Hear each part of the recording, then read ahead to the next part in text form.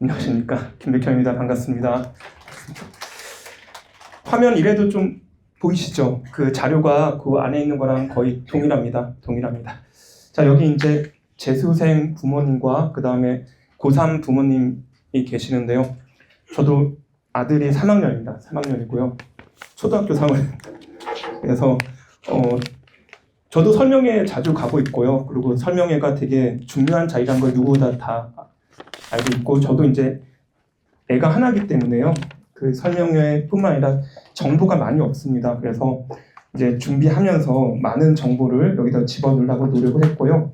오늘 큰 테마는 첫 번째, 요거는 이제 6월 달에 완성이 될 겁니다. 저희 학원에서 이제 A3가 아니라 좀 더 큰 사이즈로 보기 편하게끔 제작이 될 예정이고요. 이건 논술 배치표입니다. 그래서 오늘 앞부분에 논술 배치와 관련돼서 이제 지금 확정된 내용이 있어요.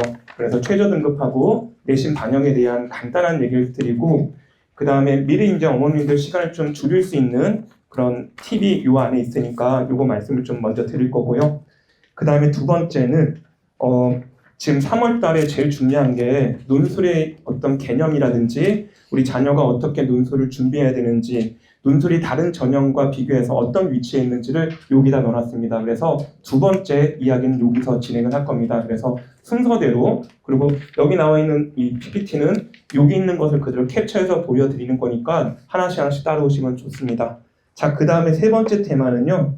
이게 이제 그래도 저희 학원에서 컬러를 뽑아주셨는데, 작년도까지 대학에서 발표한 논술 평균 점수, 그리고 아주 희귀봉으로 컷 점수 발표한 대학들이 있어요. 그래서 웬만한 대학들 다 집어넣어놨고 한 6, 7년치를 다 넣어놨습니다. 그래서 물론 요거 이제 4월, 5월 지나면 작년 기준으로 또 개정될 예정이에요. 그때 또 제본해서 드리겠습니다. 그래서 우리 자녀가 어느 대학, 어느 과 하면 거의 6, 7년치 그 대학의 평균 점수 정도는 볼 수 있습니다. 그래서 요거 세 번째로 말씀드릴 거고, 그 다음에 이번 주말부터 진행되는 우리 강남대성 단과를 여기서 또 말씀을 드리겠습니다. 그래서 포인트는 이제 1교시, 2교시 다 옆에서 들으셨죠? 우리 자녀가 이렇게 수업 듣는 게 힘듭니다. 이제 수업 하다 보면 이제 졸려서 자기도 모르게 조는 친구들이 있고, 아마 근데 영상들 다 제작하니까 복습 영상 이런 거 다 볼 수 있을 거고요. 자, 공부라는 게 원래 좀 어려운데 어렵지 않은 게 세상에 없습니다. 자, 오늘 이제 하나씩 좀 말씀을 드리겠습니다. 첫 번째 이제 배치표에 대한 얘기를 좀 드릴 거고요. 제일 앞에 있는 요 내용인데, 지금 발표된 거는, 자, 요건 좀 제가 개정을 했어야 되는데요. 개정이 안 됐고요. 최저 등급하고 내신 반영 정도만 좀 보여드리겠습니다. 그 다음에 이게 이제 학생들하고 우리 강남대성에서 이름하고 장래희망들 가지고 이제 상담을 제가 직접 하는 거고요. 여기 바로 밑에 보면 이제 학생들 스코어인데요. 여기서 제일 중요한 거는 동그라미 좀 쳐놓으십시오. 평가원하고 6월 평가원, 9월 평가원이 제일 중요합니다. 여기 앞에 보면요, 6월 평가원, 9월 평가원, 올해 스코어가 제일 중요하고요. 이제 객관적 데이터를 가지고 우리 학생들이 원서를 쓰게 되는데, 이제 원서 쓸 때쯤 돼서 제일 많이 질문하는 게 뭐냐면, 우리 학생이 어디에 유리합니까? 라고 질문을 많이 받아요. 그런데 제일 큰 변수는 내가 유리한 대학이 아니라 여기 나와 있는 최저 등급 만족이 제일 중요합니다. 그래서 논술에서도요, 수능 준비가 정말 중요합니다. 3합6이 있고요. 가장 대표적으로 여기다 좀 써드리겠습니다. 3합6을 기준으로, 그리고 2합 4를 기준으로 대학들이 좀 나눠집니다. 3합6 위에 6개 대학입니다. 2합 4 위에 6개 대학입니다. 이것만 해도 12개 대학이고요. 어머님 생각하시는 주요 대학이 여기 12개 다 있습니다. 최저 등급이 높은데, 그럼에도 불구하고 최저 등급이 높은 대신에 실질 경쟁이 좀 낮습니다. 자, 2합 4 대학은 실질 경쟁이 평균적으로 20대 1 정도입니다. 15대 1에서 20대 1 정도고요. 3합 6이 10대 1에서 15대 1 정도 됩니다. 그러면 4합 8 대학 있죠. 그 대학이 재작년에는 9대 1이었고 작년의 예상은 7대 1 정도로 예상합니다. 제일 합격하기 편한 대학이 4합 8인 고려대가 합격하기 제일 편합니다. 실제로 수강생 중에 28명이 이제 합격했다고 연락이 왔는데, 그 친구들 보면 상당히 비율이 높습니다. 자, 아무튼 간에 그래서 우리 학생들 6평하고 9평 요 기준으로 6개가 어느 정도 다 결정이 됩니다. 그럴 때 그러면 어느 대학이 유리한지는 낮췄을 때 한두 개 보험 든다고 낮추잖아요. 그렇죠? 그때 유리한 대학을 찾아야 되고, 높였을 때 우리 친구한테 유리한 대학 한두 개 찾는 정도의 효율이 있습니다. 가장 중요한 변수는 평가원 시험입니다. 6평 못 받고 9평 잘 받으면 추세라는 게 있습니다. 그래서 보험은 하나 정도 들어도 되고요. 만약에 6평 잘 받는데 9평 못 받습니다. 그럼 추세라는 게 있기 때문에 좀 낮춰 써야 되는 것도 있고요. 두 개 잘 보면 과감하게 써도 됩니다. 특히 재수하는 친구들은 현역 때랑 공부량이 다르기 때문에 잘 나왔으면 높게 써도 됩니다. 가장 많이 듣는 게 선생님 작년에도 6평, 9평 잘 봤는데 수능은 그렇게 봤어요. 올해도 그럴 것 같아요. 그러니까 근거가 없습니다. 현역 때랑 지금 완전 다릅니다. 공부량부터 다르기 때문에요. 그 스코어는 좀 더 믿고 가도 됩니다. 자, 그 다음에 이제 여기 학생 희망 상담 결과인데 요거 이제 9평 끝나고 아마 학생들하고 직접 상담하게 될 겁니다. 자, 그 다음에 이제 이쪽 보시면 이제 내신인데요. 이게 작년하고 좀 바뀐 것만 좀 먼저 말씀드리겠습니다. 고려대부터 여기 요 라인 남학생들이 진짜 가고 싶어하는 이화여대가 되겠습니다. 이렇게 보시면 이제 쭉 보시면 이제 아시겠죠. 중앙대 빼놓고는 다 내신 반영 안 합니다. 중앙대 빼놓고는 다 논술 100입니다. 그런데 반영하는 게 하나 있습니다. 여기 보면 학교 폭력입니다. 논술에서도 학교 폭력자는 다 걸러냅니다. 가점이 아니라 강점입니다. 자, 근데 여기 중앙대가 상위권 대학 중에 내신을 반영합니다. 논술 70, 그리고 교과는 20, 기교과는 10인데 출결만 반영합니다. 그런데 이거 보는 법을 좀 말씀을 드릴게요. 이 중앙대가요. 20점 교과 중에 이렇게 스코어가 있습니다. 갑자기 7에서 8등급 사이에 이렇게 슬래시 한번 해놓으십시오. 이걸 보통 내신 절벽이라고 합니다. 다른 말하면 8에서 9등급은 지원하지 말라는 얘기입니다. 4점 마이너스 4점은 좀 극복하기 힘든 점수입니다. 반면에 여기서부터 여기까지는 0.8점입니다. 충분히 지원하고 합격자들도 주로 여기에 몰려 있습니다. 내신은요, 논술은요 1, 2등급 지원 거의 안 합니다. 3등급부터 시작합니다. 그래서 저는 내신이 안 좋은데 어떨까요? 그래서 물어보면요 3등급, 4등급이 정말 많습니다. 스타팅입니다. 오히려 감점보다는 가점이 많습니다. 그래서 위에는 상위권 대학들은 내신을 반영하지 않으니까 저는 생각하지 않으셔도 되고 밑에 이제 동국대부터 중위권 대학 같은 경우 여기 보시는 거 아시겠죠? 여기서 보면 5등급입니다. 동국대 같은 경우는 웬만하면 5등급이네. 홍익대 같은 경우는 웬만하면 자 이것도 5등급이네. 이렇게 좀 내신 절벽을 쓸 수 있을 겁니다. 자, 그래서 우리 재수하는 친구들은 웬만하면 최저를 올리는 게 해피한 학생부를 극복할 수 있습니다. 이렇게 보시는 거고요. 과거에 비해서는 내신 반영이 많이 줄었습니다. 자, 그다음 이 배치표에서 부모님들 시간을 제일 아껴주는 게 뒷면에 있는 겁니다. 이거는 작년 기준이고요. 이거 올해 다 바꿀 겁니다. 올해 이제 수시 모집 용학 발표되면 제일 먼저 이제 바뀔 거고요. 제일 중요한 건 연대와 고대를 세트로 보셔야 됩니다. 재정 수업하면서도 우리 학생들 웬만하면 고대 최저 맞추면 고대 대학 들어가기 제일 편하다고 얘기합니다. 이제 뭐를 보냐면 접수 기간이 되게 중요한데요. 고대가 10일 날 마감이었고 작년 연대가 11일 마감입니다. 많은 학생들이 같은 날이라고 생각해서 11일 기준으로 했다가 고대 원서를 못 쓰는 친구들이 진짜로 나옵니다. 같은 날이니까 요거 항상 체킹하셔야 되고요. 옆에다가 하나만 좀 써놓으십시오. 오후 PM 3시경 마감 직전 최종 경쟁률이 발표됩니다. 요거 보시면서 웬만하면 경쟁률 낮은 게 그래도 명목 경쟁률 낮은 게 실질 경쟁률 낮을 가능성이 있습니다. 보장 못합니다. 그러면 어느 걸 쓰냐면 제일 낮은 과보다는 밑에서 한 세 번째 높은 과, 이 정도면 그냥 경쟁률 낮은 과를 지원할 수 있고 정신적 만족을 좀 취할 수 있습니다. 요거는 나중에 또 무의미하다는 걸 좀 말씀을 드릴 건데요. 일단 요거 하나 좀 써놓으시고요. 중요한 거는 최저 등급입니다. 최저 등급. 최저 등급 웬만하면 있는 대학을 지원하는 게 제일 좋습니다. 아까 말씀드린 것처럼 실질 경쟁률이 고대 같은 거 보세요. 자전 91대 1. 좀 전에 이제 다른 데서 설명하고 넘어왔는데 거기다 자전 작년에 붙은 친구 부모님이 오셔가지고 자기 동생도 온다고 얘기했는데 91대 1이었어요. 근데 올해 예상 실질 경쟁 7대 1 정도 예상합니다. 다 얘네들 7대 1, 8대 1입니다. 반면에 연대 같은 경우는요. 최저가 없잖아요. 이게 실질 경쟁률입니다. 자, 근데 고대 연대 같이 묶어서 보랬죠. 이게 무슨 얘기냐면요. 자, 일단 최저 보는 거 말씀드릴게요. 국수 0 탐 1이죠. 탐 1은 탐구 하나 반영이고 높은 거 반영합니다. 하나, 둘, 셋, 네 개를 합 4. 동그라미 안에 한자로 4 있죠. 한국사 4등급이라는 뜻입니다. 여기 보시면 글로벌 리더 경제, 경영, 경제, 소프트웨어, 자유전공, 국수, 영탑 이게 성균관대가 바뀌었습니다. 요 별표 쳐놓으시고요. 작년에는 탐탐이었습니다. 5개 영역 중에 3합 5였습니다. 그런데 올해 탐 2개로 바뀌었습니다. 바뀐 이유가 있습니다.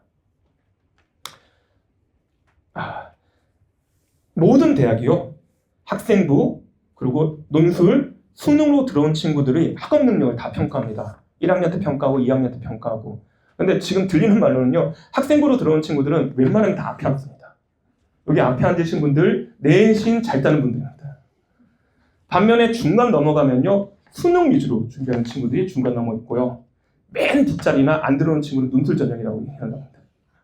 왜냐하면 이 논술 전형에 대한 의심을 되게 많이 합니다. 그래서 어느 대학은요. 뒤에 보면 최저를 낮추는 대학이 있고 어느 대학은 최저를 높입니다. 최저를 높이면 기본 학력 수준을 보장받습니다. 그래서 이것만 보더라도 성균관대가 좀 수능이 안 좋은 친구들이 많이 합격을 그동안 해왔구나를 예상할 수 있습니다. 그래서 최저가 강화되는 대학은 좀 뽑을 때 학력 수준이 편차가 좀 많았구나 라고 우리는 추측할 수 있습니다. 자, 그래서 국수형 탐 2개입니다. 이게 어떤 일이 벌어졌었냐면요. 성균관대랑 여기 이제 뒤에 있는 중앙대가 3합 6입니다. 3합 6인데 중앙대는요. 최저 만족을 많이 못합니다. 그런데 같은 3합 6에도 성균관대를 만족한 친구들이 진짜 많았습니다. 그래서 파이널 할 때도 성대는 꽉 차 있고요. 중앙대는 이렇게 중간에 포기하는 게 아니라 최저 만족하지 못해서 탈락한 친구들이 꽤 많이 있습니다. 그거를 올해 개선을 한다고 이렇게 올린 겁니다. 3합 8이고 여기서 중요한 거는 제2외국어 한문을 탐 1로 인정, 외국 학생들한테 좀 유리하게 이렇게 포지션을 잡아놨고요. 나머지 서강대 3합 7, 한양대 3합 7인데 웬만하면 3합 6에 조금씩 완화된 거라고 보시면 됩니다. 자, 그런데 여기 하나만 더 말씀드리면 밑에 이제 진리 자유전형 12명 뽑고 작년 기준 때문에 신설입니다. 옆에 보면 동그라미 안에 0 있죠. 영어 제시문 출제입니다. 샵 돼 있죠. 도표입니다. 도표 출제입니다. 벤다이그램의 25%가 검은색으로 돼 있죠. 수리논술 25점입니다. 최저 반영 안 한 대신에 영어 제시문, 도표, 수리논술, 그리고 주제는 사탐 주제입니다. 여기서 평가하겠다는 겁니다. 반면에 고대는요. 다반영이죠. 4, 8이고 그 대신에 영어 제시문, 수리논술 평가 안 하겠다는 겁니다. 평가원을 믿고요. 평가를 못 믿습니다. 특이한 거는 학업 성적이 좋은 친구들이 연대도 주로 합격합니다. 말도 안 되는 친구들이 합격하는 경우는 거의 못 봅니다. 그래서 수능도 준비 잘해야 됩니다. 제가 이제 조카들이 좀 있어요. 조카들 이제 있는데 그 사촌 조카들이 최근에도 또 전화가 왔어요. 이렇게 논술 꼭 해야 되겠다 삼촌. 그래서 왜? 그러니까 학생부하고 다 성적을 보내줬어요. 학생부 보니까 뭐 국어, 영어, 수학 다 해피입니다. 행복함이 느껴집니다. 와, 학창생활 진짜 제대로 보냈구나. 그리고 이제 교육청 점수도 보니까 이렇구나. 그래서 이제 통화를 하면서 너 왜 그랬냐 이제 물어보니까요. 학생부도 안 될 것 같고 수능도 안 될 것 같고 그래서 논술해야 되겠습니다. 이런 거예요. 그래서 어떻게 하려니까 이거밖에 없어요. 여기까지는 좋았는데 그러면 너가 수능과 학생부처럼 어려워서 네가 회피했다면 그거를 이겨낼 자신이 있으면 하라고 했는데 갑자기 얘가 말을 못합니다. 쉽지 않나요? 글만 잘 쓰면 되나요? 해서 준비하지 마라 그랬습니다. 다른 말 한다면 학생부도 그렇고 수능도 그렇고 논술도 생각하는 걸 익숙한 친구를 뽑겠다는 겁니다. 이게 만약에 안 되고 논술을 하겠다는 친구는 논술을 너무 가볍게 보는 거예요. 대학은 바보가 아닙니다. 대학도 이 정도의 섹터를 뽑으면서 이 친구의 사고력이 있는 친구, 그런 좋은 친구를 뽑으려고 하는 겁니다. 그래서 논술을 쉽다고 생각하면서 접근하지 말라고 얘기했어요. 다만 기회는 남았다는 게 유리한 메리트입니다. 학생부 이미 끝났습니다. 재수한 친구 다 끝났고 현역들도 거의 총 7학기 중에 6학기 끝났죠. 그 다음에 수능 같은 경우도 어떻게 될지 모릅니다. 그런데 논술은 일단 준비하는 친구들이 거의 없습니다. 일단 기회가 남았다는 게 최고의 메리트지 쉽다는 생각을 버려야 됩니다. 자, 살짝 좀 보면요. 이런 특징이 있고 여기는 이제 진하게 밑줄 쳐져 있고 여기는 밑줄 안 쳐져 있죠. 요것도 제가 좀 이따 말씀드리겠습니다. 그 다음에 여기 시험일 보시면요. 요것도 이제 4월 달에 발표되면 다 개정할 건데 하얀색 배경이 있고 회색 배경이 있죠. 거기 보시면 하얀색 배경이 있습니다. 하얀색 배경은 지금으로부터 가까이 있을 때 하얀색입니다. 수능 전입니다. 그럼 직관적으로 어느 대학이 수능 전인지 확인할 수 있죠. 연대, 홍대, 단대, 가톨 이렇게 됩니다. 반면에 여기 회색 배경이 있습니다. 회색은요. 수능 끝나자마자 보는 시험입니다. 그래서 우리 학생들이 바쁩니다. 수능 끝나고 토요일, 일요일 준비해야 되고요. 반면 검은색은 수능 끝나고 그 다음 주에 봅니다. 준비 기간이 한 10일 정도 있습니다. 그래서 우리 학생들이 준비할 수 있는 거는 수능 전, 수능 끝나고 바로, 수능 끝나고 그 다음 주. 자, 여기는 밑줄 쳐져 있고 여기 밑줄 안 쳐져 있죠. 밑줄은 한 일자, 111, 일요일 뜻입니다. 밑줄 없으면 토요일입니다. 토요일, 일요일 다 날짜 나눠주고요. 시간도 봐야 되는데 이게 시간 표시가 돼 있는데 이건 좀 이따 말씀드리고요. 자, 바뀐 것 하나 더 말씀드리겠습니다. 중앙대가 창의전형을 출제합니다. 창의전형이고요. 이거에 대해서는 이제 곧 결정돼서 나올 건데요. 고3만 합니다. 고3. 그래서 재수생들은 지원하지 못합니다. 최저는 없다고 하는데요. 최저 없는 것은 좋지 않습니다. 최저 없는 것은 기왕 있는 것, 최저 있는 게 생기고 훨씬 더 유리합니다. 이거는 84명 정도 뽑는데 최저 없게 하는 게 조금 문제가 있는 것 같습니다. 그런 게 있는 게 이유가 이 중앙대랑 한양대가요. 좀 말하기는 좀 그렇지만 학생들 원서를 제일 많이 쓰는 대학 중에 하나였습니다. 그래서 학생들 얘기로는 원서 접수 기간에 포크레인이 온다고 합니다. 그리고 원서 끝나면 몇 층 건물 올라갈지 결정한다는데 그냥 우스갯소리를 하는 거고요. 아무튼 창의인재 전형이 들어갔고 여기 보면 영어 1, 2등급을 1등급으로 봅니다. 이게 이제 또 그럼 3등급은 2등급 아니냐 그러는데 2등급 아닙니다. 3등급은 3등급입니다. 자, 그 다음에 경희대가요. 좀 이따 말씀드릴 거고 이렇게 보면 날짜가 이렇게 두 개인 대학들이 있습니다. 이 대학들은 좀 되게 그래도 좀 말씀을 드리면 캠퍼스가 좀 작은 겁니다. 그래서 교실이 별로 없어서 나눠주는 경우가 꽤 많이 있고요. 한국외대가 바뀌었습니다. 이합사. 보통 이합사인데 LD, LT라고 제일 높은 과들이 최저가 이합사로 바뀌었습니다. 그래서 좋은 과를 갈 수도 있고요. 여기서 중요한 거는 쭉 내려오면 여기 홍익대가 올해 바뀌었습니다. 3합 8이었는데 2합 5로 바뀌었습니다. 가장 큰 차이 중에 하나고요. 하나 좀 말씀드리면 3합 6, 2합 4, 그 다음 맨 위에 4합 8 나눠드리면 우리 자녀가 부족한 게 어디까지냐로 보시면 2합 4 같은 경우는 2개 정도는 부족해도 받아주겠다는 겁니다. 여기는 1개 정도는 조금 그래도 받아주겠다는 거고 이거는 다 잘해야 된다는 뜻입니다. 그래서 우리 친구가 뭐 하나는 좀 부족하다 그러면 요 위로 2개가 좀 그렇다 요 위로 보시면 좋겠습니다. 자, 여기 보시면 그 내용들이고요. 여기 정보가 하나 더 있는데 아까 이제 고대 기준으로 말씀드렸습니다. 진학이 밑줄 쳐 있는 것은 요 시간에 시험 봅니다. 경영은 진학이 밑줄에서 8시 반에 시험 봅니다. 반면에 밑줄 안 쳐져 있는 요거는 요 시간에 시험 봅니다. 자, 제가 이제 아까 전에 그 나눠드린 요거에 어떻게 보시냐면요. 경영, 국문, 철학, 한사 요 과들이 같은 시험지입니다. 그래서 점수 평균 점수 비교하실 때는 요 과들만 비교하셔야 됩니다. 다른 시험지이기 때문에 점수가 의미가 없습니다. 요 과는 요 과끼리 보셔야 되고요. 요거는 요것끼리 보셔야 됩니다. 다른 데도 마찬가지입니다. 성균관대 라인인데요. 글로벌, 리더, 글경제, 사회과학이 요 시간에 시험 보고 요 때와 같은 시험지입니다. 그리고 글로벌 경영, 인문과학이 같은 시험지입니다. 요거 보시면 사회과학이라고 해서 경영 있다고 해서 얘네들이 경영 지문이 나온 게 아니라 인문과학도 같은 시험으로 봅니다. 그래서 과 상관없이 똑같은 시험으로 출제한다고 보시면 됩니다. 시간 차이만 있습니다. 자, 요거는 이제 우리 6평 때 6편 끝나고 이제 설명회가 저희 학원에 좀 있을 겁니다. 그때 완성본을 크게 해서 나눠드릴 겁니다. 아마 요 사이즈 2개 정도 될 거고요. 그때 이제 작년 그 경쟁률까지 다 해서 제작해 드릴 겁니다. 아마 시간은 많이 줄일 겁니다. 요거 먼저 보시고 대학별로 하나씩 보시면 될 겁니다. 자, 그 다음에 말씀드리고 싶은 게 이제 오늘 가장 중요한 얘기입니다.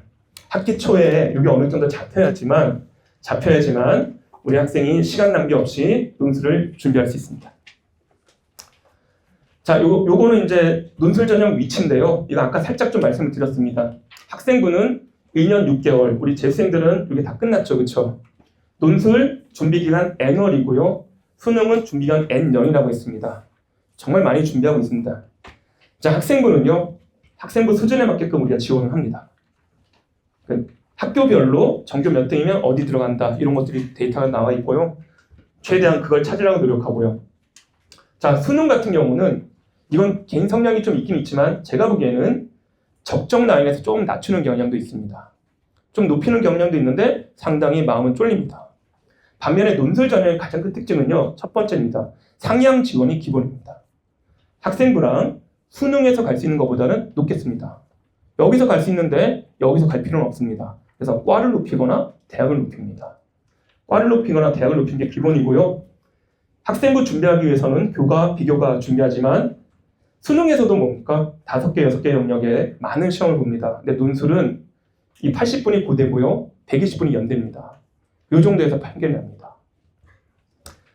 다른 거는 이미 결정됐고 여기서는 가장 객관적인 시험으로 생각하면서 활발하게 준비합니다. 논술은 일단 준비를 망설입니다. 논술은 준비를 망설이고 누가 옆에서 준비한다고 말리는 쪽입니다. 하더라도 조심조심합니다. 그런데 여기 이제 선순환과 악순환이죠. 이게 재수생들은 선순환입니다. 실제로 재수할 때 이제 선배들이 어떻게 합격하는지를 봅니다. 합격자들이 보이니까 들어와서 정말 많이 합니다. 저희 학원도 S2 같은 경우도 거의 170명 듣고 있고요. 여기서도 170명 정도 듣고 있습니다. 반면에 현역들은요. 악순환입니다. 합격한 사람 못 보니까 하면 안 된다는 생각을 합니다. 근데 재수할 때 다 바뀝니다. 공부량에 요도 필요합니다. 자, 맨 마지막 이 4번이 가장 큰 특징인데요. 만족도는 가장 높습니다. 왜냐하면 지원을 높게 하기 때문에요. 최대한 지원하기 때문에 합격하면 안 빠져나갑니다. 물론 이과는 좀 빠져나갑니다. 이과는 과거 학생들이 수시로 많이 수시 논술로도 많이 합격을 해요. 그래서 학생부로 많이 좋은 데 가고 논술에서 많이 빠져가는데 문과는요. 거의 변함이 없습니다. 그래서 최초 합 정도 해야지만 안심을 합니다. 자, 이게 가장 논술 전형의 위치고요. 자, 수능과 학생부를 결합할 수 있고 수능과 논술을 결합할 수 있고 다 결합할 수 있습니다. 이쪽이 6개이기 때문에 근데 재수생 포지션은 웬만하면 이쪽에 많이 있습니다. 6개 기회를 높여 쓸 수 있는 기회를 가져야 되는데 이게 준비가 쉬운 게 아니라 이런 기회가 있다는 게 메리트지 준비 과정은 쉽지가 않습니다. 그거 말씀드리려고 합니다. 자, 그 다음 보시면요. 논술의 평가 요소입니다. 우리가 실제로 시험장 가면 저기 왼쪽에 있는 것처럼 시험지를 받고 연습지를 받고 원고지를 받습니다. 그렇죠? 여기는 이제 시험지에서 가장 필요한 요소는 읽기 영역입니다. 원고지는 쓰는 능력 보는 거겠죠. 그런데 아무 의미도 없을 연습지를 줍니다. 연습지에는요. 읽은 내용을 정리해야 되고 이걸 바탕으로 쓸 내용을 생각하셔야 됩니다. 그래서 대학에서는 이게 이제 제 표현은 아니고요. 연세대학교 표현인데 논리적 분석력과 창의적 사고력을 요구한다고 합니다. 자, 논리적 분석력은 문제에 따라서 제시를 봐야 되고요. 그 다음에 이걸 가지고 자기가 어떻게 창의적으로 쓸지를 고민해야 됩니다. 두 가지 영역이에요. 자, 읽지 못하면 쓸 내용이 없고 결국은 쓸 게 없습니다. 그런데 중요한 거는 많은 친구들이 논술은 이쪽으로 포인트를 잡습니다. 요약하는 법, 비교하는 법, 분류하는 법.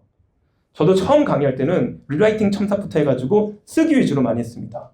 그런데 제가 강대를 2009년 정도에 들어갔고요. 잘리지 않고 잘 버티고 있습니다. 그런데 합격 친구들 보니까 이런 친구보다는 이런 친구들이 많이 합격합니다. 그런데 솔직히 강의를 하다 보면요. 이게 쉽습니다. 그냥 형식적인 것만 하는데 이건 진짜 어렵습니다. 이거는 읽기 능력 자체가 상당히 습관과 관련된 능력이기 때문에 정말 어렵습니다. 그것 좀 말씀드립니다. 우리 자녀가 지금 논술을 하고 있으면 이쪽에 초점을 맞고 있는지 여기에 맞고 있는지 단계별로 합니다. 이렇게 가야 되고요. 이렇게 가야 되고 이거를 옮겨 적어야 됩니다. 여기서 여기 넘어간 건 10분에서 15분 정도 그래야지 생각해서는 안 됩니다. 자, 요거는 이제 연세대학교에서 발표한 독해력 개념입니다. 연세대학교 입학처장이 직접 밝힌 거고요. 여기서 이제 기본적인 개념은 하나씩 좀 설명해 드리겠습니다. 여러 제시문에 공통된 주제 입학, 그렇죠. 논술 제시문은 수능과 달리 여러 제시문이 나옵니다. 수능은 보통 한 지문 나오지만 논술은요 최소 2개입니다. 남학생들이 진짜 가고 싶어하는 이화여대가 제시문 2개 가지고 물어봅니다. 그리고 연세대는 제시험 3개 가지고 물어보고요. 성균관대는 제시험 4개 가지고 물어보고 경희대, 한국외대는 제시험 7개, 8개입니다. 줄거리도 다르고 스토리도 완전 다릅니다. 그래서 여러 제시문에서 제일 중요한 게 공통된 주제를 찾아야 됩니다. 이게 수능하고 좀 다른 포인트입니다. 통합할 수 있는 가장 중심적인 거 먼저 찾아야 되고요. 예를 들면 전쟁 영화가 있습니다. 주제는 사랑에 대한 관점입니다. 수능식으로 하면요. 전쟁 영화 스토리 다 정리할 수 있어야 돼요. 논술은요. 사랑만 찾아서 관점을 정리하시면 됩니다. 그래서 요거를 정확하게 인지하셔야 돼요. 그 다음에 두 번째 보시면요. 여러 제시문 중에 이제 각각의 제시문에서 이 기준에 대한 어떻게 나타내는 거죠. 공통된 주제를 어떻게 나타내는가 명시했어요. 이게 무슨 말이냐면 전체 내용 정리가 아니라 공통된 주제에 대한 내용만 정리해야지 그래야지만 비교도 할 수 있고 분류도 할 수 있습니다. 그래서 문단별 정리, 스토리 정리는 다 안 됩니다. 근데 학생들이 이제 자기가 평상시 읽었던 방식으로 논술을 접근하면 어떻게 되냐면 어렵다, 하나도 모르겠다, 정상입니다. 그렇게 하면 안 되기 때문에 그렇게 계속 하고 있다는 신호입니다. 못하겠다가 아니라 어렵다는 신호는 정상입니다. 자, 그래서 이게 제일 중요한데요. 오늘 말씀드리는 이 사실 독해라는 것은 절대로 주관적인 독해가 아닙니다. 그런데 그것보다 더 중요한 게 여기 있는 객관적 해석입니다. 주관적이지 않으니까 객관적으로 보면 되겠다고 생각하는데요. 절대 아닙니다. 객관적으로 읽어도 제시문 밖에 넘어가는 겁니다. 사실 독해라는 것은 제시문에 있는 사실적인 것만 정리하셔야 됩니다. 자, 무슨 얘기냐면요. 우리 학생들한테 요 글 읽기를 수업시간에 진짜 많이 강조합니다. 글을 많이 읽는 친구들은 정말 다릅니다. 우리 자녀가 세상을 어떻게 보고 있는지 혹시 알고 계십니까? 너희 세계관이 뭐니? 이렇게 물어보면 되게 추상적인 질문에서 대답을 못합니다. 그런데 언어학에서는 뭐라고 얘기하냐면 그 친구가 쓰는 표현이 세계를 바라보는 눈이라고 얘기합니다. 정말 다양하고 풍부한 언어가 있으면요. 세계를 그렇게 다양하고 풍부하게 봅니다. 반면에 그게 부족한 친구들은요. 정말 세계를 쫓겨봅니다. 그게 우리가 글 읽기 하는 이유죠. 자, 그래서 많은 얘기를 뭐라 하냐면요. 글 읽기는 글 쓴 이의 표현을 이해하는 과정입니다. 표현입니다. 두 번째 선호죠. 다른 말로 한다면 글 쓴 이의 표현을 자기 표현으로 이해하는 것이 아니라 글 쓴 사람의 표현으로 그대로 이해하는 능력입니다. 글을 읽는 이유는 글 쓴 사람의 표현을 묶어줄 수 있고 이해하는 겁니다. 그래야지만 우리 친구의 표현이 늘어나고요. 세상을 보는 다양한 시각들이 생기는 겁니다. 글 읽는 이유죠. 그래서 많은 친구들이 나 어릴 때 글을 못 읽었는데 괜찮습니다. 왜냐하면 지금 수많은 대학 교수들이요. 수능 국어라든지 논술에 정말 좋은 글들을 발췌해서 다 뿌리고 있습니다. 그것만 정확하게 읽더라도 우리 자녀는요. 지금부터라도 상당히 좋아집니다. 자, 요거는 좀 이따 살짝 말씀드릴 거고요. 수능 국어에서도 윗글의 내용과 일치하는 것, 사실 독해를 끊임없이 물어보고 있습니다. 평가원 자료를 보면요. 사실 독해가 1번입니다. 사실관계 파악하고 나서 자기 주관적인 생각으로 가야 됩니다. 하나 예시를 들겠습니다. 한 장 밑에 보시면요. 밑에 그 다음인가요? 사실 독해 예시, 이게 고대 기출입니다.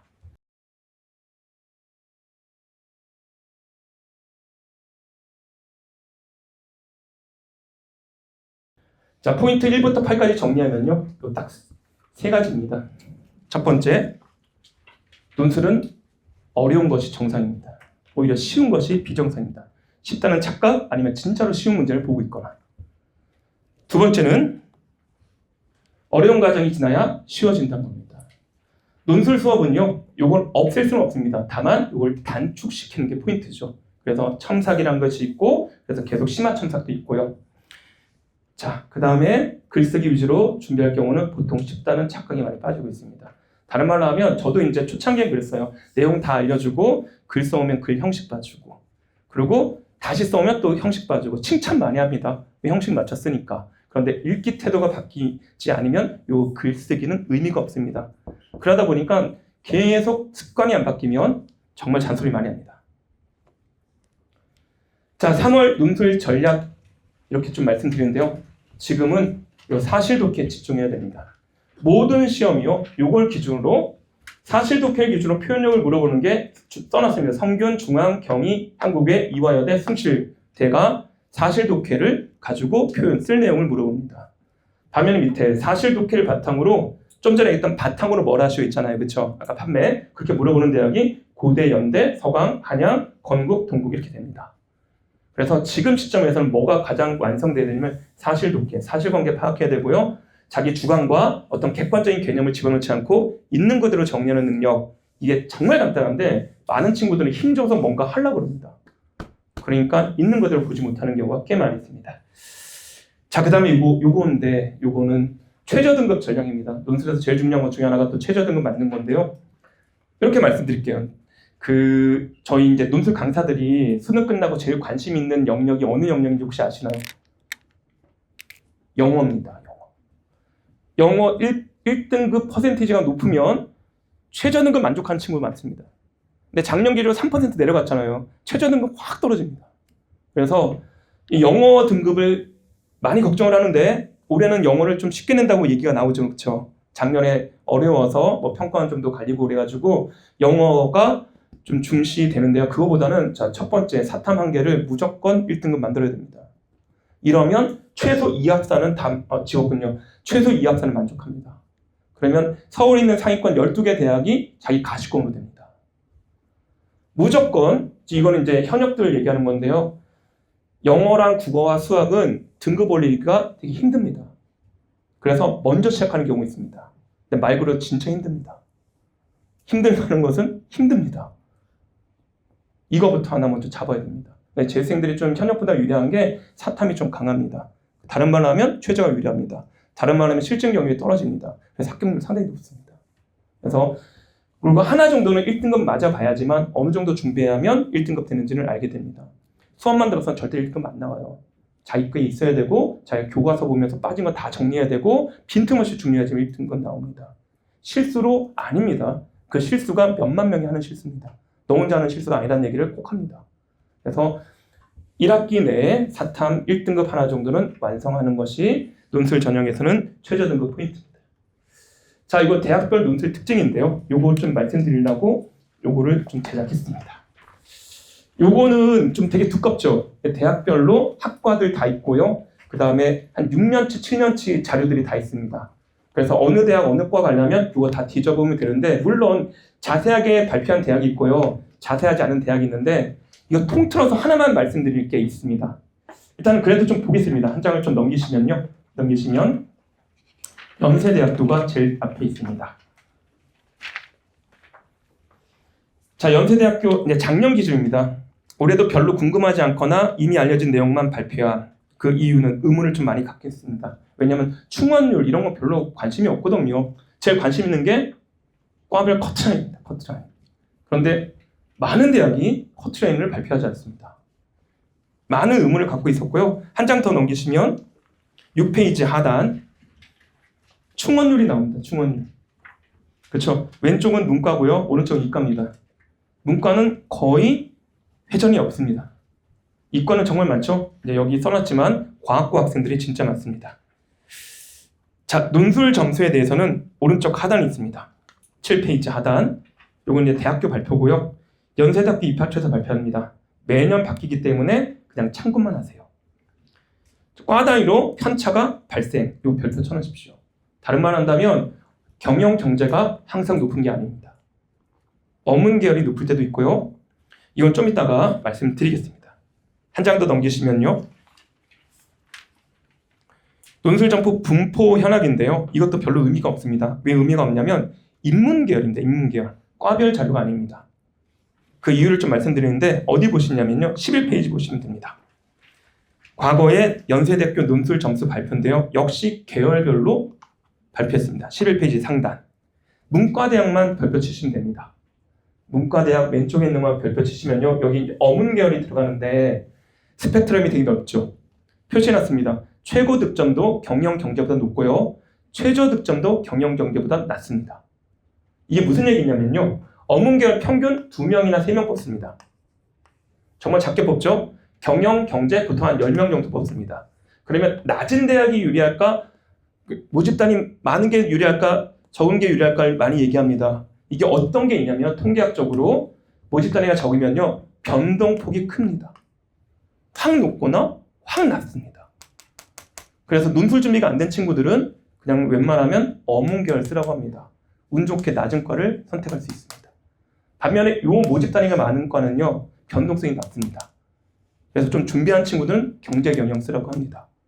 안정적인 점수대가 형성된다고 얘기합니다. 그래서 우리 자녀가 이제 원서 쓸 때 어느 정도 논술에 자신이 있는지 그러지 않는지, 물론 여기 가서 낮은 과를 보장하지는 않습니다. 높을 수도 있어요. 그래서 그거는 랜덤하다고 보시면 됩니다. 밑에 보시면요, 이제 이게 연대에서 발표한 과거 자료인데요. 연대에서는 밑에 표시해놨습니다. 상위 70% 평균량 돼 있죠. 옆에다 가공 자료로 쓰시면 됩니다. 학교에서 발표할 때 제일 높은 과를 항상 경영 경제를 놓고 싶고 어문계를 제일 낮게 놓고 싶습니다. 그걸 하려니까 이렇게 가공해야지만 요 순서가 맞춰집니다. 이 말은 원래대로 하면 뒤죽박죽이라는 얘기입니다. 자, 뒤로 좀 넘기면요. 고대는 지금 뭐 발표 자료가 많이 없으니까 일단은 한번 보시고요. 지금까지 했던 발표 자료는 다 넣어놨습니다. 성균관대 보시면요. 여기도 커트라인 점수를 발표하기는 싫어합니다. 21페이지 보시면요. 경쟁률 86.1 이렇게 나왔죠. 그렇죠? 근데 실질 경쟁률은 20대 1 이렇게 쭉 내려갑니다. 한 장 더 넘기시면 22페이지에 좋은 자료가 있습니다. 여기도 논술 점수 보시면 됩니다. 근데 여기 최저 충족 비율 나오죠. 이게 이제 학생들이 실제 시험장 가면 깜짝 놀랍니다. 이렇게 40명 강의실에요. 15명 옵니다. 10명 옵니다. 통통 핍니다. 그러니까 여기 명목 경쟁률은 별로 의미가 없습니다. 그 다음에 여기 보면 논술 점수가 있는데 1교시 글로벌 리더, 글로벌 경제, 사회개혁 계열이 같은 시험입니다. 그럼 우리는 보통 리더가 제일 높고 경제가 그 다음이고 사회과학이 그 다음 치료하는데 사회과학이 중간입니다. 글로벌 경제보다 커트라인이 높습니다. 밑에 보면 인문과학도 경영보다 높습니다. 근데 이 대학 보시면 알겠지만 커트라인 얘기 안 해요. 제일 높은 걸 1로 해서 상대적 비율만 얘기합니다. 뭔가 가리고 싶은 게 있습니다. 자, 그게 뭔지는 한 장 더 넘기면 서강대에서 제가 개인적으로 좀 통화를 해서 밝혀낸 게 있는데 31페이지 상단에 있습니다. 예, 보시면요. 왜 논술 점수를 발표하지 않냐고 제가 물어봤고 정말 어려운 답안. 그러니까 연대에서 발표한 건 비슷합니다. 자, 모집 인원이 적고 매년 합격자 점수가 많이 바뀐다. 별표 좀 쳐놓으십시오. 그래서 특정 학과가 항상 높은 건 거의 안 나옵니다. 근데 요즘엔 추세가 좀 나옵니다. 요즘에는요. 한양대 같은 경우 인터칼리지가 계속 높았습니다. 그래서 이제 자유전공이 아마 그 자리에 들어갈 건데 특정 자유전공 관련된 것은 그 대학에서 제일 높을 가능성이 높습니다. 그건 올해 좀 확인해 봐야 될 내용이고요. 그리고 개인적인 답변이지만 내부에서 무척 고민했던 것 같다. 그래서 많은 대학들이 평균 점수까지는 발표하지만 커트라인 절대 발표하지 않는 이유는 갭이 너무 큽니다. 그래서 원서 쓸 때도 제가 이제 나중에 6평 끝나고 아니면 9평 끝나고 이제 전략 상담 설명회가 있을 건데 그때는 요거보다 좀 더 풍부한 자료로 말씀드릴 건데요. 과에 쫄 필요는 전혀 없습니다. 다만 그 대학을 대표하는 과들은 높을 가능성이 높다. 이게 요즘 추세입니다. 그 다음 두 번째부터 끝까지는 거의 차이가 없습니다. 자, 요걸 가지고 이제 좀 말씀을 드리면요. 연세대, 고려대. 연세대에서 제일 많이 받는 질문은 요 수리논술입니다. 수리논술은 저도 풉니다. 그리고 파이널 할 때도 수리논술은 다 풀어줍니다. 왜냐하면 문과 선생님이 출제합니다. 그리고 개념 다 주어줍니다. 그래서 고민할 거 전혀 없습니다. 자, 도표. 그런데 중요한 거는 사실 독해와 추론 독해를 다 물어봅니다. 그래서 우리 준비할 때 이런 독해 능력이 좀 뛰어난 친구들이 유리합니다. 아무나 쓰지는 않고요. 실제로 연세대는 다른 카드 다 쓰고 나서 남을 때 쓰게끔 추천합니다. 여기는 자체가 실질 경쟁률 80대 1이요. 반면에 고대 같은 경우는요. 추론 독해를 묻습니다. 다른 말 하면 앞에 제시문 5개 중에 3개를 선택해서 해결 방안을 제시하시오. 앞에 걸 바탕으로 뒤에 걸 모아시오. 이렇게 두 문제 나옵니다. 시간은 80분이고요. 그래서 이 두 대학은 개인적으로는 최저가 되면 무조건 이 대학을 쓰고 카드가 남을 때 이 대학 써야 됩니다. 보장 못합니다. 이거는 좀 보장을 합니다. 반면에 성균관 대학은 정형화되어 있습니다. 정형화되어 있고요. 사실 독해를 중시합니다. 그래서 우리 자녀가 공통된 주제와 개별 주제를 통합적으로 잘 읽어낸다? 철저하게 유리합니다. 반면에 똑같은 대학인데요. 서강대 같은 경우는 철저하게 추론 독해를 아주 중시합니다. 예를 들면요. 가를 바탕으로 나다를 분석하고 분석한 걸 바탕으로 바사를 분석하죠. 이렇게 출제합니다. 쉽지 않죠? 그런데 추론 독해가 되는 친구들은 이 문제를 되게 쉽게 봅니다. 그래서 거기까지 가면 두 대학 고민할 때는 요 대학보다는 요 대학이 유리합니다.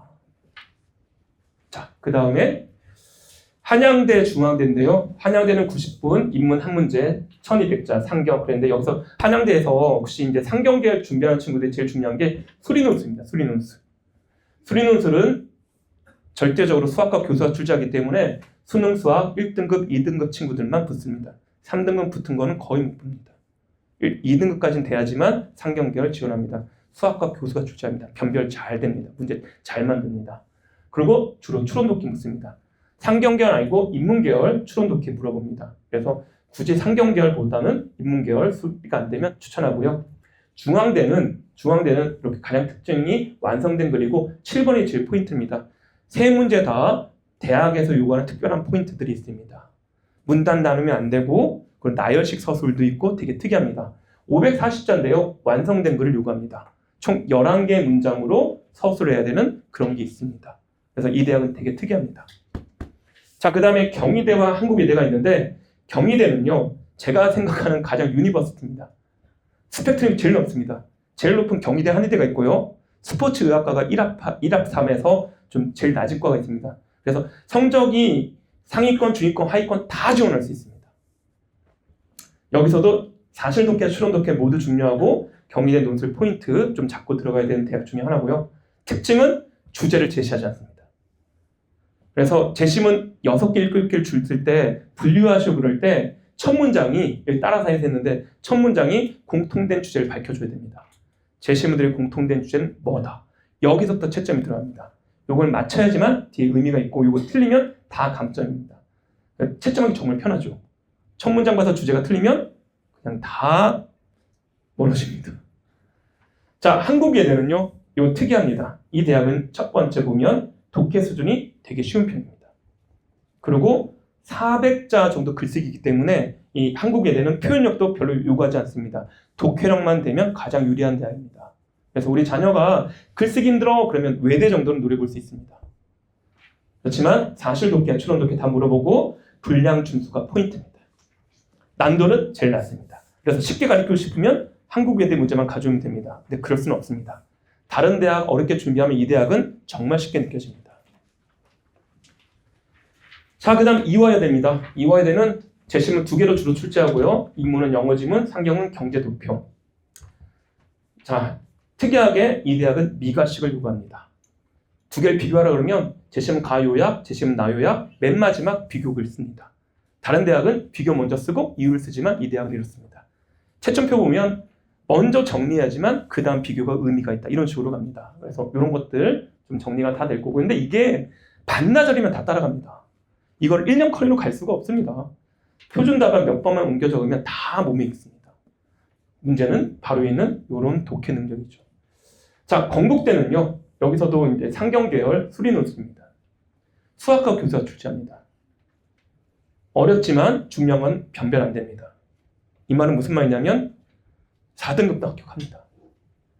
1, 2등급만 그 한양대는 변별되기 때문인데 얘는 어렵습니다. 저도 못 풉니다. 이거 보자마자 어떤 생각 드냐면 이거 풀면 하버드 갑니다. 진짜 못 풉니다. 자, 사실독해와 추론독해 모두 중요한 대학 중에 하나고요. 이화여대 달리 2가씩. 자, 동국대는요. 이거는 서술형 문제 형식입니다. 1번 문제가 240자 글쓰기입니다. 물어보는 거는 3개, 4개 물어보는데 답안은 244 써야 됩니다. 그래서 형식은 논술 형식이지만 약술형 논술하고 좀 유사한 문제들입니다. 자, 나역실 서술이 유리하고요. 왜냐하면 분량을 채워넣기 위해서는 묻는 거에 따라 정리해야 되고 홍익대도 거의 문제 형식은 서강대랑 비슷합니다. 추론독해 아주 중요하고요. 아까 말씀대로 바탕으로 또 바탕으로 이렇게 물어봅니다. 그런데 특이한 거는 연세대와 겹치는 재심이 진짜 많습니다. 총 9개 정도가 겹칩니다. 희한합니다. 그래서 연대 준비한 친구들도 이 문제 풀어보면 상당히 도움을 많이 받습니다. 자, 이 정도가 이제 대학별 특성이고요. 근데 대학별 특성은 다 공통적으로 독해를 바탕으로 이런 자질구레한 특성이고 요거는 제가 보기에는 반나절이면 충분히 다 따라갑니다. 정말 어려운 거는 말씀드린 것처럼 독해 영역입니다. 자, 수업은 좀 간단히 말씀드릴게요. 앞에서 말씀드린 게 다 들어가는데 제일 중요한 거는 앞에 기본 개념입니다. 기본 개념이 풀이 방법인데 개념 따로 방법 따로 공부하는 친구 되게 많습니다. 그리고 개념도 연습 문제가 주어지는데요. 이게 1시간 동안 저랑 같이 풀고 진행이 됩니다. 이렇게 보면요. 제일 왼쪽이 개념입니다. 좀 전에 풀었던 여러 대신물의 공통된 주제 파악 뭐 이런 거고요. 이거 가지고 이렇게 논리적 분석판을 만드셔야 되고 이게 연습장입니다. 그리고 이걸 가지고 이제 연습 문제를 풀어보는 연습을 하고요. 매주 한 문제씩 다 풉니다. 첫 시간에 이렇게 풀고요. 두 번째 시간에는 이렇게 실전 문제입니다. 앞에 연습 문제는 난도가 한 중간 정도고요. 얘는 난도가 중간에서 높은 문제들입니다. 그래서 앞에는 풀이 한 중간 정도의 좋은 문제라면 이건 좀 난도가 있는 거고요. 그래야지만 첨삭 때 내용이 튀어나옵니다. 자, 90분 동안 글 쓰는 것과 그 시간에 첨삭이 진행됩니다. 자, 3교시가 해설 강의입니다. 해설 강의는 뭐 이렇게 나와 있는데요. 요거 보시는 게 좋습니다. 이게 바로 시험지입니다. 시험지에서 정확하게 읽기가 표시가 돼야 되고 요 부분이 이제 연습장인데요. 읽은 걸 이렇게 정리할 수 있어야 됩니다. 첫 시간에 말씀드렸죠. 그렇게 정리한 걸 가지고 이렇게 쓸 내용이 정리가 돼야 됩니다. 여기서 넘어올 때 시간이 많이 걸립니다. 요거 표시할 때 읽을 때 사실 독해할 때 진짜 힘듭니다. 생각보다. 이렇게 가고 요게 논술의 95%입니다. 요게 완성이 돼야지만 글 쓰는 게 의미가 있습니다. 요거는 10분에서 15분 정도면 옮겨적기 연습 충분히 다 됩니다. 문제는 요 내용이죠. 시험지 가지고 연습지 가지고 하는 게. 요게 이제 해설 강의가 진행이 되고요. 자, 첨삭 시스템 간단히 말씀드리면 좀 많이 바뀔 거고 이건 재종에서도 좀 쓸 건데요. 일단은 재종 수업은 100분이고 단과 수업은 3시간 반이에요. 근데 재종에서도 이 첨삭에 대한 요구가 되게 많아요. 그런데 학생들이 워낙 많다 보니까 그리고 시간이 너무 짧기 때문에 첨삭을 되게 고민하고 있는데 그거는 이제 나중에 재종 따로 말씀드리고요. 일단 기초 첨삭은 제일 중요한 게 객관적인 평가입니다. 그래서 객관적으로 전체 학생 중에 자기가 어느 위치에 있는지를 대학교 채점표와 그리고 제가 만든 채점표를 가지고 평가를 하게 됩니다. 그리고 획기적인 시스템 개발인데요. 이게 뭐냐면 보통 이제 학생들이 어떻게 평가를 받는지 부모님들이 모르시고 저희 카페에 이제 게시하는데 세부 항목을 다 모르세요. 그래서 지금 웹 어플을 개발해서 끝나면 바로 첨삭할 때 저희가 다 체크를 합니다. 그럼 집에서 부모님들이 어플을 보면 우리 자녀의 채점표를 다 볼 수 있습니다. 항목별 채점표 다 보고요. 실시간으로 전체 평균 다 볼 수 있게끔. 그리고 사실 독해 몇 점이고 그거 클릭하면 추세가 어떻게 되는지까지 확인할 수 있게끔. 그리고 지금 개발하는 거 이건 좀 그런데 학생 성향에 맞게끔 코멘트도 다 들어갑니다. 자, 첨삭지는 객관적 평가이기 때문에요. 이거는 일단은 제 수업을 듣고 합격한 그리고 적어도 상관왕 이상인 친구들이 대학원생들 위주로 뽑게 됩니다. 그래서 수업 정확도는 꽤 높습니다. 그러니까 수업 내용하고 첨삭 내용이 다른 적이 한 번도 없습니다. 이과정도 있긴 합니다. 연대 행정하고 경희대 한의대 붙은 친구들은 이렇게 딱 뽑아냅니다. 그래서 과외 선생님들보다도 훨씬 더 나은 선생님이고 다 학원 강사 등록이 돼 있는 친구들입니다. 자랑할 친구는 하나가 있는데요. 1학년 1학기부터 4학년 4학기까지 전부 다 A뿔 받은 친구도 있고요. 서울대 국문과 석사과정도 지금 3명이나 있습니다. 이 친구들은 여러분들한테 학생들한테 정확하게 사실 독해를 잘 알려주는 친구들이고요. 자, 이게 이제 첨삭판인데 이게 이제 어플로 다 바뀔 겁니다. 이게 이제 부모님들이 실시간으로 다 볼 수 있고 이런 것들도 우리 자녀의 점수, 사실 독해, 추론 독해, 도표 해석 능력, 수리 논술까지 다 볼 수 있게끔 이렇게 정리가 될 거고요. 이거는 지금 시제품은 나왔고 아마 전체 푸는 게 아니라 우리 수강생들만 풀 거고 재종에서도 한 달에 한 번 정도는 지금 생각을 하고 있습니다. 자, 중요한 건 심화 첨삭입니다. 앞에 기초 첨삭은 정량 평가라면 이건 정성 평가입니다. 글읽기에 대한 얘기고요. 학습 태도 다 여기서 얘기할 수 있고요. 100% 제가 합니다. 기초 첨삭 끝나고 이제 일주일 후에 저랑 하는데 여기 얘기하는 건 과정, 태도, 방향 모두 다 합니다. 학생마다 다 다릅니다. 얘기하다 보면요. 정말로 글읽기 자체가 안 되는 친구도 있기 때문에 그 친구들은 좀 시간을 많이 투자해야 되고 자, 이걸 위해서 심화 첨삭 준비 노트가 있습니다. 6일 동안 준비해야 되는 거고 하루에 20분씩 표시해야 하는 겁니다. 글읽기 과정 나름대로 하는 거 정리 과정 표시하면 제가 다 봅니다. 6일 동안 다 보고 근데 시간이 부족하면 줌으로도 봅니다. 파이널 전까지는 제가 다 합니다. 가장 힘든 작업입니다. 그냥 강의하는 게 편한데 이것들은 진짜 힘듭니다. 자, 요게 이제 심화첨삭 준비인 건데요. 요게 이제 총 6회분이 있습니다. 이렇게 글에 대해서 정확하게 사실 독해하는 거, 요 내용을 가지고 이렇게 쓸 내용, 읽은 내용, 쓸 내용을 정리하는 과정들이 표시가 돼야 되고요. 이건 제가 다 보는데 이건 정해지지 않은 첨삭이기 때문에 그 학생에 맞춰서 다 다릅니다. 동일한 경우는 거의 없습니다. 자, 그리고 리딩 인사이트라고 하는데 아까 심화 첨삭 같은 경우는 읽기와 관련된 첨삭은 제가 알기로는 저밖에 없는 걸로 알고 있습니다. 그래서 근데 그렇게 바꾸고 나서 한 지금 제가 3년 전부터 바꿨는데 합격률이 2배로 뜁니다. 읽기가 되니까 작년에도 이제 고대 파이널 할 때 실제로 한 3명의 여학생이 왔어요. 그러면 하는 말이 선생님 저 환불하러 왔습니다 이럽니다. 딱 환불하는 이유는 2가지입니다. 최종 못 맞히거나 너무 잘 보거나. 후자였습니다.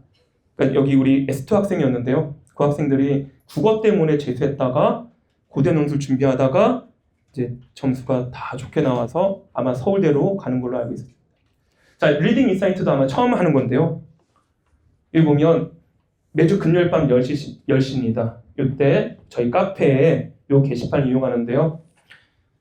일단 기본은 제가 27학년들 위한 창작 문제 해설 강의가 들어갑니다. 우리가 3시간 반이잖아요. 그렇죠? 거기에 추가돼서 한 30분 정도를 주말에 강의하고 주중에는 이렇게 인강을 좀 볼 수 있게끔 글읽기 훈련을 따로 합니다. 그래서 연습 문제, 실전 문제, 창작 문제 매주 3개 정도는 제공합니다. 근데 여기서 이제 좀 원래 여기서 끝나려고 그랬는데요. 기초과정부터 해가지고 듣는 친구들 보니까 자기가 요 글을 읽는데 이게 안 됩니다 해서 요거는 제가 매주 한번 넣어줄까도 생각 중입니다. 앞문장 기준으로 표현을 이렇게 묶어주는 연습만 되면 많은 게 해결됩니다. 지금 여기 우리 본관 학생도 하나가 문자가 왔는데 자기가 국어 때문에 재수를 하는데 이렇게 사실적 독해를 이해하니까 보는 게 달라진다는 표현을 이렇게 한 문자가 왔습니다. 나중에 기회 되면 한번 또 말씀드리겠습니다. 자, 그 다음 또 자, 그 다음에 이제 이게 마지막인데요. 구평 후 원서 상담입니다. 원래 재종에서도 아마 전략 설명을 좀 할 예정이에요. 그리고 한 달에 한 번씩 아까 얘기했던 이제 만드는 어플 가지고 좀 보여줄 거고요. 이건 좀 단가 위주로 말씀을 드립니다. 여기 보시면 첫 번째 정기반 기초첨삭, 심화첨삭 자료 누적하고요. 데이터 가지고 그리고 6평, 9평 최저. 그 다음에 여기 보면 각법 과목별로 등급도 되게 중요해요. 언어, 국어가 잘하는 친구, 수학이 잘하는 친구, 영어가 괜찮은 친구 이런 것도 되게 중요하기 때문에 세부적인 내용도 중요하고요. 그리고 첫 시간에 보여줬던 배치표를 가지고 봅니다. 그리고 맨 마지막 제가 직접 봅니다. 그래서 학생하고 먼저 상담하고 부모님 가져가시면 왜 이렇게 높게 썼냐고 하십니다. 그런 거 다 피드백 해드립니다. 이렇게 말씀을 좀 드리겠습니다. 자, 이 정도가 제가 정리한 내용이고요.